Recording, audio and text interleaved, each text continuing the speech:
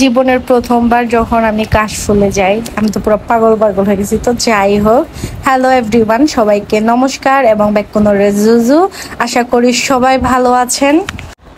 আমি এটা আমার লাইফের ফার্স্ট টাইম কাশফুলে গেছিলাম মিমি আপুদের সাথে। আর ওই দিন এত গরম পড়ছিল যা বলার মতো না। গরমে আমরা সবাই জাস্ট মানে পাগল পাগল হয়ে গেছিলাম, এত ঘেমে গেছিলাম। আমি জীবনে মনে হয় এরকম ঘামি নাই, বাট ভালো লাগতেছিল, কিন্তু অস্থির হয়ে গেছিলাম। আর আশেপাশে যে দোকান শুধু একটাই ছিল, বাট দোকান থেকে পানি কিনে এনে খাওয়ার পরে পানিটা কেমন জানি ভালো লাগে নাই।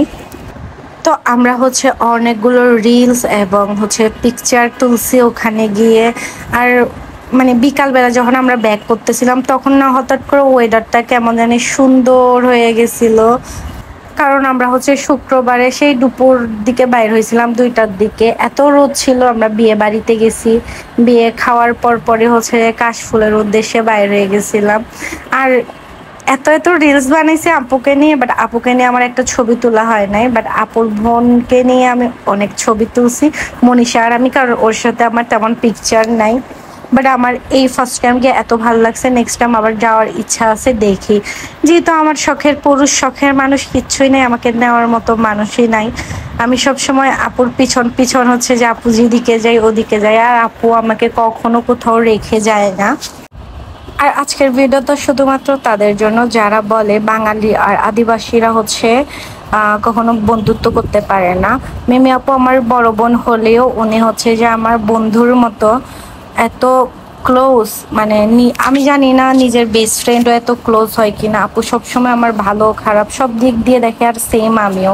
তো মানুষ কেন জানি না শুধু শুধু যে কথা ছড়ায় যে আদিবাসী পাহাড়ি কখনো বন্ধুত্ব হতে পারে না। অবশ্যই হতে পারে, যদি মন থেকে কেউ কাউকে ভালোবাসে বোন হিসাবে বা বান্ধবী হিসাবে, তো সেক্ষেত্রে সম্পর্কটা টিকে যায়। আজকে আমরা প্রায় 2-3 বছর ধরে একসাথে। আপুরা আমাদের বাসায় ঘুরতে গেছে বান্দরবনে, কই আপুদের তো কোনো আর্মির প্রোটোকল লাগে নাই, ওদের কোনো প্রবলেমও হয় নাই। আর সেম ভাবে আমিও আপুদের বাসায় গিয়ে থাকি, আমারও তো কোনো প্রবলেম হয় নাই। আসলে যেগুলো হওয়ার ওগুলো হবেই, আর যেগুলো না হওয়ার হবে না। কারণ আমাদের যেই আপু আর আমার যে ভালোবাসাটা, ওইটা কোনো স্বার্থের জন্য না। আমরা দুজনকে মন থেকেই ভালোবাসি, আমরা স্বার্থের জন্য কারোর সাথে কেউ মিশি না। এটার জন্যই মনে হয় আজকে এতদিন ধরে এখনো পর্যন্ত আমরা একসাথে। দেখবেন সে বাঙালি হোক বা আদিবাসী হোক, নিজেদের মধ্যেও যে অনেক সময় অনেক ধরনের মনোমালিন্য হয়।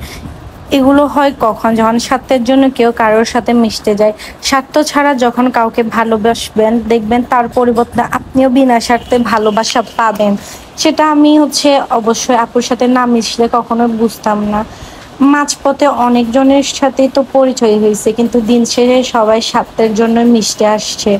কেউ যে স্বার্থ ছাড়া আসে না। এই একটা মানুষকেই দেখছি বিনা স্বার্থে সবসময় আমার ভালো দেখে গেছে, খুঁজে গেছে, বুঝে গেছে, আর বুঝাই গেছে আমাকে কোনটা করলে আমার জন্য ভালো, কোনটা করলে আমার জন্য খারাপ। সব সময় আপু আমাকে এটা নির্দেশনা দিছে, না তুই এটা করিস না, তোর জন্য খারাপ হবে, তুই এটা কর, তোর জন্য ভালো হবে। আসলে এরকম বোন পেতেও ভাগ্য লাগে, সবার কপালে এরকম ভাগ্য থাকে না।